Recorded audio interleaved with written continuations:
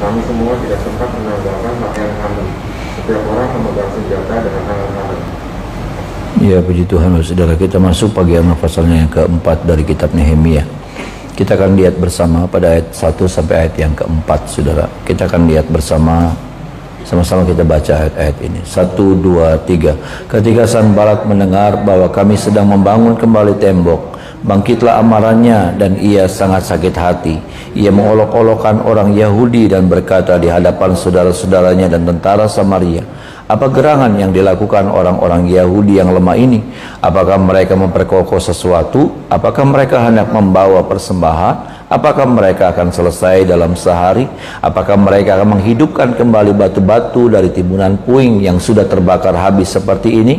Lalu berkatalah Tobia dan orang Amon itu yang ada di dekatnya, sekalipun mereka membangun kembali, kalau seekor anjing hutan meloncat dan menyentuhnya, robohlah tembok batu mereka. Ya Allah kami, dengarlah bagaimana kami dihina. Balikkanlah cercaan mereka menimpa kepala mereka sendiri, dan serahkanlah mereka menjadi jarahan di tanah tempat tawanan. Amin. Saudara, kalau saudara melihat tentang Nehemia, kitab Nehemia, maka kita harus kembali dulu pada sebuah dasar bahwa apa yang dilakukan oleh Nehemia adalah kehendak Allah. Ada amin, saudara? Ya. Kehendak Allah lah yang kemudian mengutus Nehemia. Kehendak Allah lah yang kemudian menggerakkan Raja Artasasta untuk mengizinkan Nehemia untuk kembali ke Yerusalem untuk memperbaiki tembok Yerusalem.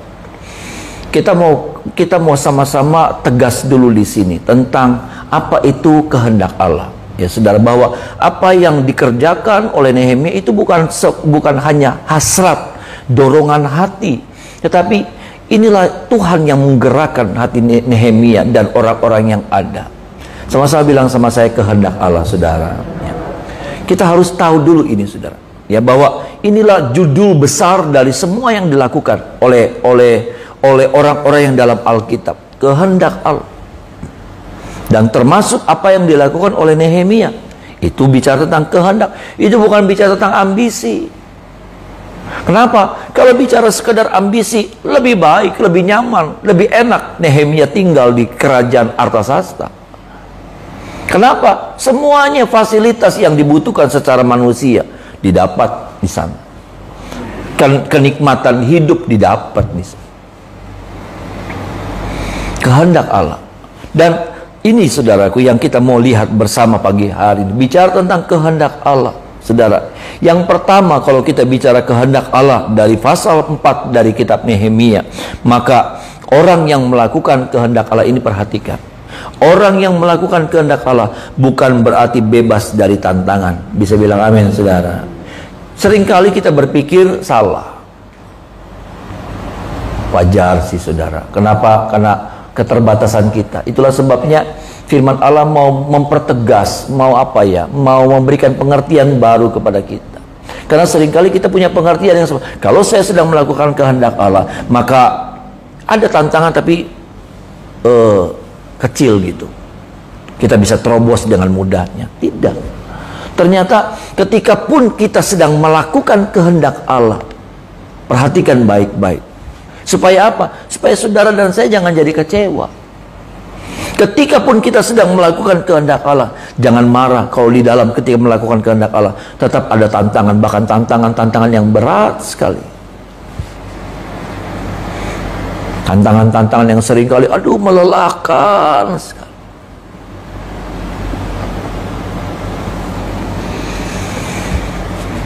Kalau saya mau cerita 2-3 tahun terakhir ini, saudara, berat sekali. Rasanya saya mau lari dari kehendak Allah. Saya nggak bisa cerita. Karena sekarang sudah ada YouTube, sudah ada IG, saudara, nggak bagus.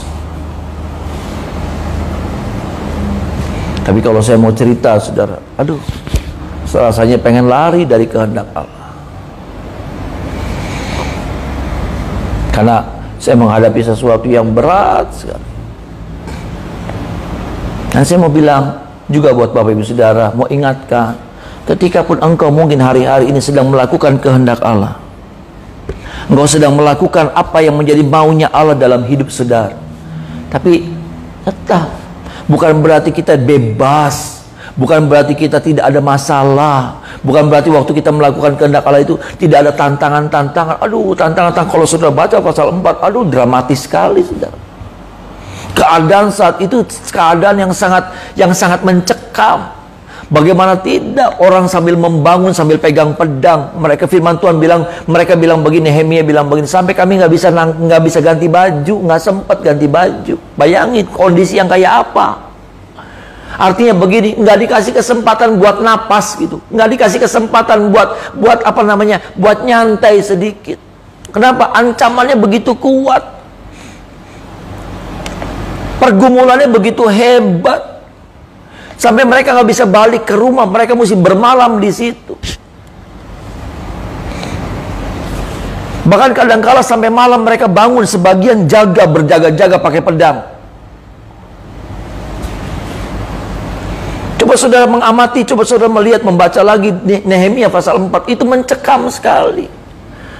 Siapa mereka? Siapa Nehemia? Siapa orang-orang yang membangun itu? Mereka adalah orang-orang yang sedang melakukan kehendak Allah. Amin. Mereka adalah orang-orang yang sedang melakukan maunya Allah. Mereka juga sedang melakukan apa yang menjadi keinginannya Allah. Tapi sisi yang sama, mereka harus menghadapi yang namanya tantangan, ancaman, mara bahaya.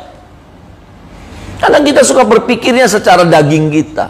Kalau lagi melakukan kehendak Allah, ya Tuhan tolong saya, Tuhan bebaskan saya, Tuhan kasih jalan, kasih lebarkan jalan saya, Tuhan muluskan jalan saya, ratakan gunung di depan saya, lembah ditimbun sama Tuhan. Enggak, saudara.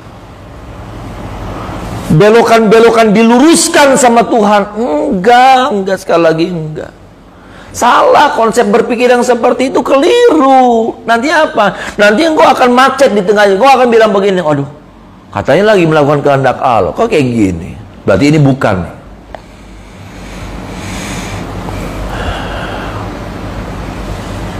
Yuk, saudara, kita mengerti tentang cara kerja Allah dalam hidup kita. Yuk kita mengerti firman Tuhan lebih dalam lagi, pribadi Tuhan yang lebih dalam lagi.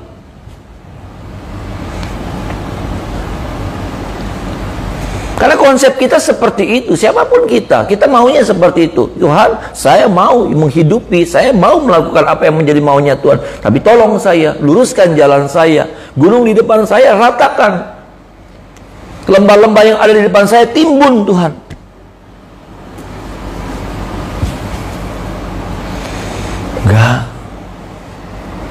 Enggak, saudara. Saya sebagai gembala, saya harus sampaikan firman yang benar buat Bapak Ibu Saudara, supaya Bapak Ibu Saudara jadi Kristen yang dewasa. Seperti seorang orang tua yang waktu nasihatin anaknya, dia nggak pernah bilang begini, tenang nak, tenang. Di depan, kalau kamu dewasa tenang aja, jangan takut, nggak ada masalah kok. Enggak, kita nggak pernah sebagai orang tua bilang begitu. Betul, saudara, orang tua kita juga nggak pernah ngajar seperti itu. Tenang, nggak ada masalah, tenang aja. Yang orang tua ajar sama kita, yang kita juga ajar sama anak-anak kita, ada banyak masalah nak, kamu harus kuat. Ada amin, saudara? Kamu harus kuat. Ada banyak masalah, ada banyak tantangan yang kamu akan hadapi, tapi kamu harus kuat. Itu yang orang tua kita ajarkan sama kita. Itu juga yang kita ajarkan sama anak-anak kita. Nah, itu juga yang Tuhan ajarkan sama saya dan saudara. Ada banyak tantangan. Waktu pun kita sedang melakukan maunya Tuhan, waktu pun kita sedang melakukan apa yang menjadi kepentingannya Tuhan dalam hidup kita. Tapi bukan berarti tidak ada masalah yang kita hadapi. Bahkan seringkali pergumulannya seperti pasal 4 ini dalam kitab Nehemia sangat dramatis sekali, sangat mencekam sekali. Saya waktu baca pasal 4 ngeri, saudara. Orang sambil kerja, saudara, sambil satu tangan pegang ini, saudara, peralatan, yang satu tangan pegang pedang. Yang lain kalau lagi diam, mereka berjaga-jaga. Kondisi seperti apa? Kondisi yang berbahaya. Kondisi seperti apa yang sudah digambar? Kondisi yang sangat mencekam sekali. Sekali lagi, siapa mereka? Mereka adalah orang-orang yang sedang melakukan kehendak Allah. Yang kedua, pelajaran dari ayat yang 1 sampai ayat yang keempat. Yang kedua, kalau kita bicara tentang kehendak Allah, saya mau bilang begini, saudara, jangan lawan kehendak Tuhan. Sama-sama bilang sama saya, jangan lawan kehendak Tuhan. Iya, jangan lawan. Jangan lawan. Kehendak Tuhan itu seperti tembok beton yang saudara dan saya nggak pernah bisa tabrak. Saudara tabrak itu kehendak Tuhan, hancur sendiri. Sanbalat, Tobia coba tabrak kehendak Tuhan, hancur sendiri hidup mereka. Jangan lawan. Jangan lawan. Kita siapa mau lawan kehendak Tuhan? Siapa Sanbalat? Sanbalat berpikir dia memang penguasa Persia yang ditugaskan ada di sana. Dia itu pejabat, saudara. Dia itu pejabat yang ditaruh di sana. Dia orang Samaria, tapi dipercayakan jadi pejabat tinggi di situ. Dan dia merasa nggak suka gitu. Dia merasa bahwa ya harus lewat dia dong, harus seizin dia, harus sepengetahuan dia, harus atas dukungan dia. Kalau tidak didukung sama dia, tidak direkomendasi sama dia, maka nggak akan pernah bisa berhasil. Makanya ayat 1, ayat 2, ayat yang ketiga menghina mereka. Pekerjaan rencana Nehemia dihina. Kenapa? Karena mereka berpikir mereka kuat, mereka yang berkuasa. Enggak, saudara, Tuhan yang berkuasa. Ada amin, saudara. Saya cuma bilang begini, yang penting hidup saudara dapat rekomendasi dari Tuhan. Bisa bilang amin, saudara. Orang boleh nggak kasih rekomendasi sama saudara, tapi kalau Tuhan kasih rekomendasi, engkau pasti berhasil. Ada amin, saudara. Orang boleh tahan surat rekomendasi itu. Orang bilang sama saya, mesti dapat rekomendasi dari saya nggak perlu. Saya nggak perlu surat rekomendasi. Yang penting saya butuh rekomendasi dari Tuhan. Ada amin, saudara. Saudara juga sama. Maaf nih, saudara. Secara sopan santun mungkin iya. Tetapi totalitasnya rekomendasi dari Tuhan itu yang membuat saudara bisa maju dan berkemenangan. Ada amin, saudara. Hidup saudara bisa berhasil kalau rekomendasi itu datang dari Tuhan. Sanbalat berpikir, nih saya penguasanya, mana bisa kamu, nggak akan berhasil kamu. Jangan saudara, jangan lawan kehendak Tuhan, jangan lawan. Saya nggak berani lawan kehendak Tuhan. Saya melayani pekerjaan Tuhan sudah lama, tapi saya belajar ya saudara, untuk saya tidak berani melawan kehendak Tuhan. Saya tidak berani untuk menentang, mengerikan. Akhirnya itu sesuatu yang tidak baik buat kita. Hancur kalau kita menentang ya. Makanya kalau sudah melihat sebuah kasus, kalau sudah melihat sebuah peristiwa, lihat ini kehendak Tuhan atau bukan. Kalau itu bukan kehendak Tuhan, maju. Tapi kalau saudara melihat itu kehendak Tuhan, jangan pernah maju, mundur. Karena kalau engkau terus maju, engkau yang hancur, saya yang hancur.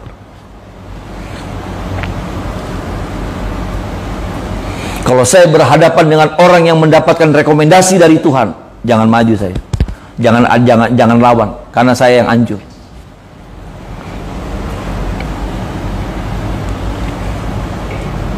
Jangan lawan kehendak Tuhan. Dalam hidup saudara, percayalah ada kehendak Tuhan yang sedang dinyatakan. Jangan lawan. Kalau engkau lawan, engkau nggak pernah bisa berhasil. Engkau nggak pernah bisa menang. Engkau nggak pernah bisa maju. Nggak bisa.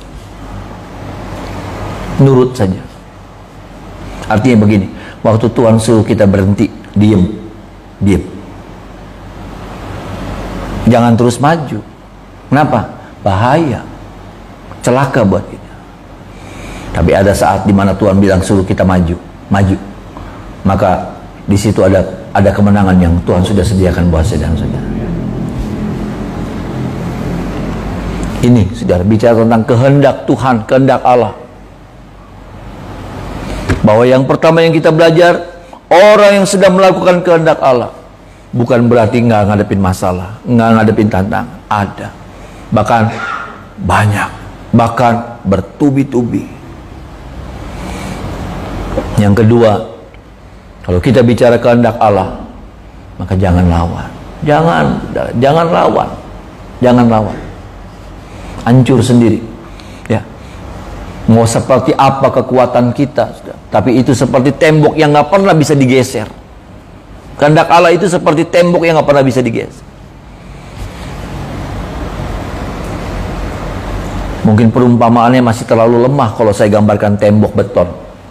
Masih terlalu lemah karena itu sesuatu yang nggak bisa dilawan, nggak bisa dilawan. Maaf, nggak bisa dilawan. Itu bicara tentang kehendak Tuhan. Dan tolong kita ya saudara. Bagian yang kedua, saudaraku. Bagian yang kedua ayat 4, ayat 16 sampai ayat yang ke-17. Sama-sama kita lihat. Ayat 16 sampai ayat yang ke-17.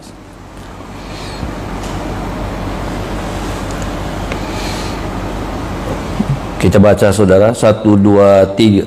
Sejak hari itu sebagian daripada anak buahku melakukan pekerjaan, dan sebagian yang lain memegang tombak, perisai dan panah, dan mengenakan baju sirah. Sedang para pemimpin berdiri di belakang segenap kaum Yehuda yang membangun tembok. Orang-orang memikul dan mengangkut, melakukan pekerjaan dengan satu tangan, dan dengan tangan yang lain mereka memegang senjata. Saudara, ini yang tadi saya katakan, mereka bekerja sambil berjaga-jaga. Saudara, sama-sama bilang sama saya, bekerja sambil berjaga-jaga. 1, 2, 3. Ternyata seperti itu harusnya. Dalam hidup harusnya seperti itu. Ya, memang mereka melihat musuh yang nyata. Tapi saya mau bilang begini, kalau kita melihat Efesus, saudaraku, suratan Efesus, saudara, ya, suratan Efesus, di sana juga mengingatkan kepada kita bagaimana lawan kita ini adalah penguasa-penguasa di udara. Lawan kita adalah penghulu-penghulu di udara. Benar, saudara, ada musuh yang kelihatan, tapi ada musuh yang tidak kelihatan. Dan tahukah, sadarkah kita bahwa musuh itu ada di sekitar kita? Musuh bukan bicara, saya tidak bilang manusia ya saudara, tapi saya mau bawa saudara pada musuh, kekuatan jahat ini, kekuatan roh jahat ini ada di sekitar kita. Nggak jauh dari kita. Dan dia terus mencari celah untuk menghancurkan, menggagalkan pekerjaan saudara dan saya, untuk meruntuhkan apa yang sudah kita bangun dalam hidup ini, untuk merusakkan apa yang kita sudah perbaiki dalam hidup. Tahukah kita bahwa seperti itu iblis dengan segala caranya, iblis dengan segala modusnya, dia sedang bekerja, ada di sekitar kita, ada di sekitar hidup saya, ada di sekitar hidup Bapak Ibu Saudara semua. Dan dia berusaha untuk meruntuhkan, dia berusaha untuk merusakkan, dia berusaha untuk menghancurkan apa yang ada sama kita. Itulah sebabnya ternyata kalau saya melihat hal ini, ternyata nggak salah. Bukan cuma mereka yang harus melakukan hal seperti itu, bekerja, saudaraku, sambil berjaga. Ternyata kita semua juga harus melakukan hal yang sama. Apa itu? Bekerja sambil berjaga-jaga. Kadang-kadang apa? Fokus kita hanya kepada pekerjaan, fokus kita hanya kepada bekerja. Dan ketika kita lagi bekerja, tiba-tiba serangan itu datang, bak, habis kita. Iya kan? Kalau waktu itu mereka tidak sambil berjaga-jaga, saya percaya saudaraku, musuh datang, bak, habisin mereka. Tapi karena mereka bekerja sambil berjaga-jaga, makanya musuh apa? Musuh nggak berani. Musuh mau menyerang, tapi musuh tidak berani. Kenapa? Karena musuh melihat ini orang-orang Yehuda berawas-awas, berwaspada. Tapi berapa banyak kali kita, siapapun kita, dalam pekerjaan apapun, apakah itu saudara bekerja, berdagang, berbisnis, apakah pelayan-pelayan Tuhan, hamba-hamba Tuhan, sama. Dalam hal yang sama, kita ini seperti ini, saudara. Kita sedang terancam sebetulnya dengan sesuatu. Kondisi kita tuh kondisi yang selalu harus berwaspada. Karena kalau tidak, saudaraku, iblis datang, hancurkan, habisin, bak. Kenapa? Karena kita tidak berjaga-jaga. Dan saya cuma bilang begini, lewat apa kita berjaga-jaga? Lewat ini nih, berdoa, ibadah, baca firman. Ada amin, saudara. Ya, saat itulah kita sedang berjaga-jaga. Lewat itulah kita berjaga, roh kita berjaga-jaga. Lewat doa saudara, lewat persekutuan saudara, lewat ibadah saudara, lewat komsel saudara. Itulah apa namanya? Itu kita, sikap kita berjaga-jaga kita tunjukkan lewat hal-hal seperti itu.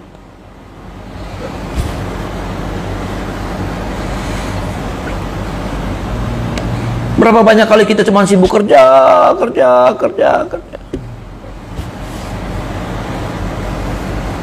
Iblis masuk, habisin, pak, selesai. Terlalu gampang, saudara.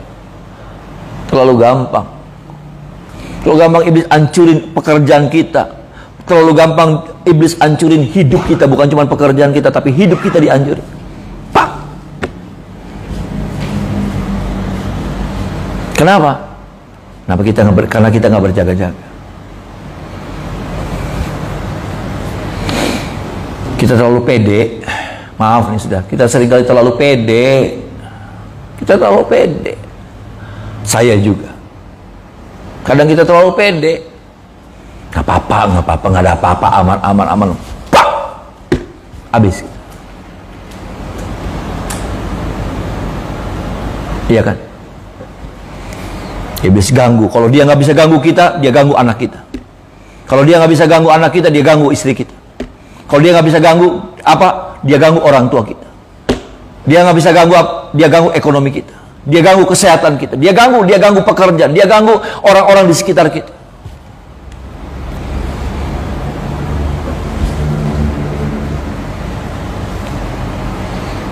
Jujur, saudara. Makanya di awal pertemuan saya sama majelis pusat, saya bilang kita harus banyak berdoa. Tiap bulan kita ada pertemuan doa wajib.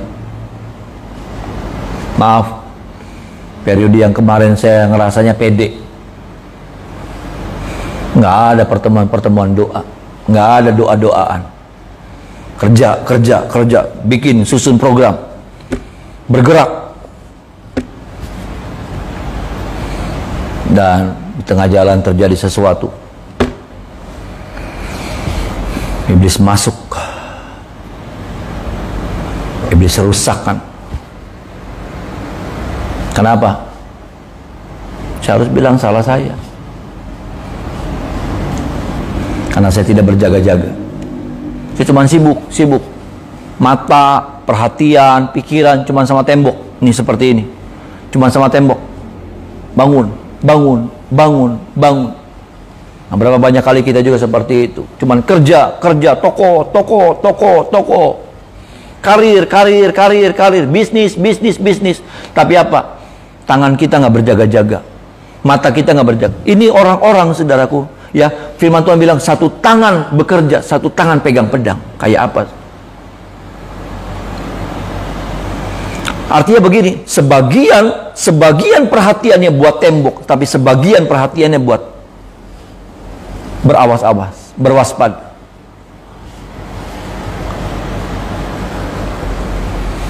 Kita juga harus begitu, saudara. Bagian waktu saudara pakai buat bekerja, tapi sebagian waktu saudara pakai untuk bersekutu dengan Tuhan. Ada amin, saudara. Tuhan yang jadi perlindungan kita, amin. Tuhan yang jadi penjaga hidup kita.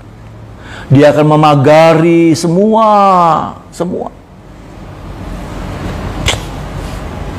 Cuman Dia yang bisa jaga. Kita nggak tahu serangannya dari mana.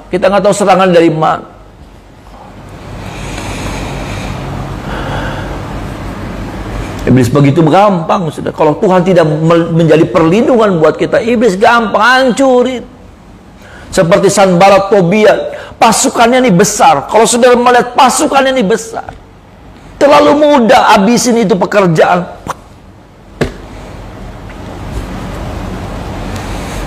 Yuk, saudara, biarlah itu terpatri gitu dalam hati kita, dalam hidup kita, dalam pengertian kita, bahwa Tuhanlah yang jadi perlindungan buat saya dan saudara. Bahwa hidup ini harus berjaga-jaga. Hidup ini harus terhubung sama Tuhan. Itulah cara kita berjaga-jaga. Jangan cuman konsentrasinya cuman sama pekerjaan, sama keluarga.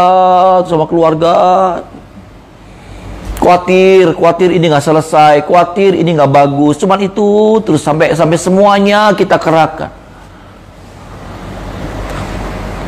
Sampai buat Tuhannya kita lupakan. Sampai buat Tuhannya nggak ada ingatnya sama Tuhan. Nggak ada ingatnya sama Tuhan. Kenapa? Karena cuma itu toko, bisnis, karir. Yang di rumah juga, ya. Ini firman Tuhan buat kita semua. Puji Tuhan, Bapak Ibu Saudara yang di rumah yang lihat mengikuti lewat streaming, ya, saudara. Ya pagi kita belajar bersekutu. Saya percaya kalau kita bersekutu itu tanda kita berjaga-jaga dan Tuhan pasti melindungi kita. Ada amin, saudara. Tuhan jadi perlindungan buat kita.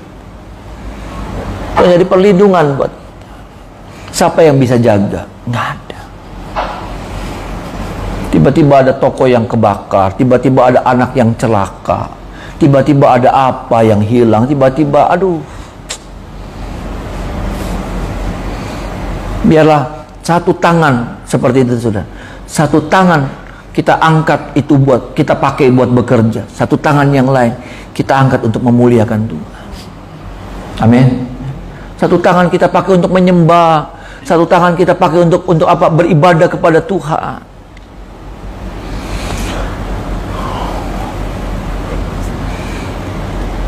Saya pikir ini bagus. Bahkan harusnya ini yang harusnya jadi gaya kita. Ini yang harusnya jadi sikap kita. Bukan cuma kerja, bisnis, karir. Ayo terus sampai Tuhan dilupa. Iblis itu jahat, saudara. Maaf, iblis itu jahat. Iblis itu jahat. Kalau dia hancurin, dia nggak hancurin seperempat. Kalau dia nggak hancurin, dia nggak hancurin setengah. Dia hancurin babat habis. Babat habis.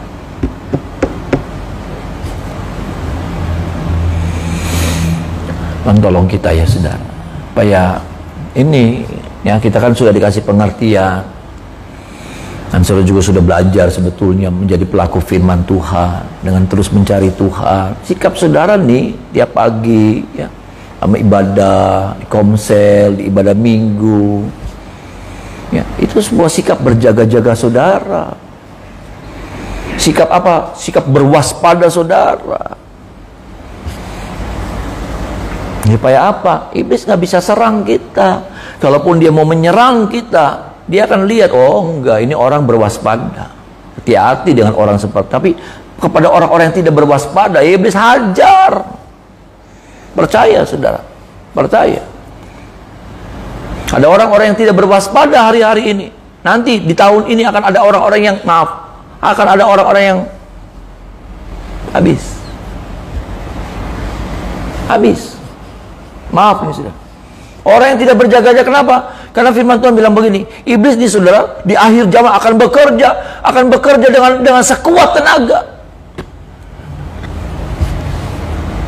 Dia bukan hancurin, dia bukan ngiler sama usaha saudara. Dia bukan ngiler sama kesehatan saudara. Dia bukan ngiler sama damai sejahteranya saudara, bukan. Tapi apa? Dia hancurin damai sejahtera, dia hancurin ekonomi kita, dia hancurin kesehatan kita. Supaya apa? Waktu semuanya hancur juga iman kita. Itu. Kenapa? Karena yang namanya manusia butuh yang namanya kesehatan, yang namanya manusia butuh yang namanya damai sejahtera, yang namanya manusia butuh keamanan, yang namanya manusia butuh berkat. Dihancurin. Makanya lihat, saudara, istri Ayub. Lihat istri Ayub. Waktu semuanya baik-baik, istri Ayub jadi istri yang baik, jadi istri yang manis.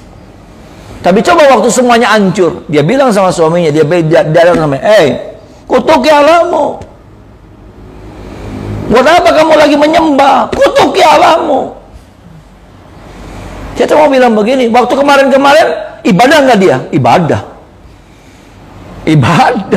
Jangan pikir istrinya Ayub nggak ibadah. Ibadah. Tapi ibadah yang cuman formalitas. Biarlah ibadah kita bukan formalitas, tapi ibadah yang karena kita butuh akan Tuhan. Ada amin saudara? Kita beribadah karena kita cinta. Ibadah kita karena apa? Karena kita rindu sama Tuhan. Dan tolong kita, mari kita menyembah Tuhan saudara.